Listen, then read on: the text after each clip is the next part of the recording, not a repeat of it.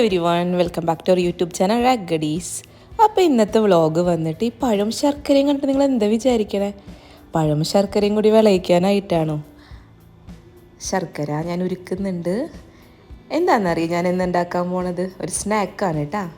ഒന്നുമില്ല, നമ്മളുടെ എന്തായിരിക്കും? എന്തെങ്കിലും ഗസ് ഉണ്ടോ ആരെങ്കിലും? എനി ഗസ്സസ്?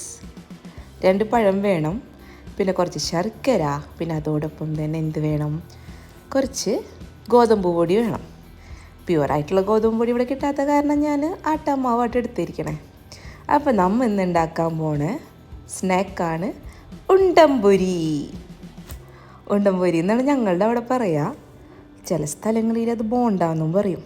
അപ്പോൾ നമുക്ക് നോക്കാം കേട്ടോ ഇതെങ്ങനെയാണ് ഉണ്ടാക്കണേന്ന്. ആക്ച്വലി എന്ന് വെച്ചിട്ടുണ്ടെങ്കിൽ എൻ്റെ ഇക്കാടെ വാപ്പ, ഞങ്ങളുടെ വാപ്പ ഉണ്ടാക്കണ കണ്ടിട്ട് ഞാൻ പഠിച്ച സംഭവം കേട്ടോ. കല്യാണം കഴിഞ്ഞ് ചെല്ലണ വരെ എനിക്ക് ബോണ്ടാന്ന് പറയണത് കടകളിൽ നിന്ന് വാങ്ങിക്കുന്ന ഒരു സംഭവമായിരുന്നേ. പിന്നെയാണ് എനിക്ക് മനസ്സിലായി എങ്ങനെയാണ് ഈ ഉണ്ടംപൊരി ഉണ്ടാക്കാമെന്ന്. ഒന്നുമില്ല, പെട്ടെന്ന് കഴിയൂട്ടോ.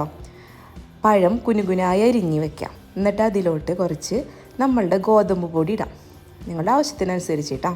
എന്നിട്ട് നല്ലോണം മിക്സാക്കി കൊടുക്കുക. ഇച്ചിരി വെള്ളം ഒഴിച്ചിട്ട് നല്ലോണം അങ്ങോട്ട് തിരുമ്പി യോജിപ്പിച്ചിട്ട് അതിലേക്ക് നമ്മൾ ഉരുക്കി വെച്ചേക്കണ ശർക്കരയില്ലേ, ചൂടാറിയതിന് ശേഷം ആ ശർക്കരപ്പാവ് അതിലൊഴിച്ച് മിക്സ് ചെയ്തിട്ട് നമുക്ക് ഉരുട്ടാൻ പറ്റണ ആ ഇതിൽ, അതായത് ചപ്പാത്തിയുടെ കുഴയൊന്നുമല്ല, അതിലേലും കുറച്ച് ലൂസായിട്ട് എന്നാലേ സോഫ്റ്റ് ഉണ്ടാവുള്ളൂ. ഉരുട്ടാൻ പറ്റണ ഇതിൽ ഉരുട്ടിയിട്ട് പോയി വറുത്തെടുക്കുക.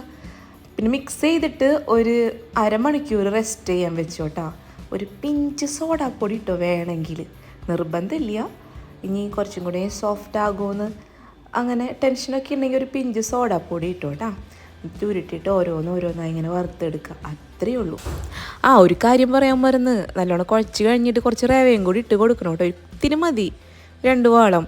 എന്തിനാണെന്നറിയോ? നമ്മളുടെ ഉണ്ടംപൊരി പൊരിച്ചെടുക്കുമ്പോൾ നല്ല കിറുക്കിറായിട്ട് നല്ല ക്രിസ്പി ആയിട്ട് കിട്ടും അങ്ങനെ. അപ്പം ഇതേ കണ്ടില്ലേ, നല്ല സൂപ്പറായിട്ട് വരുന്നുണ്ട് ഉണ്ടംപൊരി. നമ്മളുടെ മാവ് ഒരു 20 to 30 മിനിറ്റ്സ് റെസ്റ്റ് ചെയ്യാൻ വേണ്ടി വെച്ചോട്ടാ, സമയം ഉണ്ടെങ്കിൽ.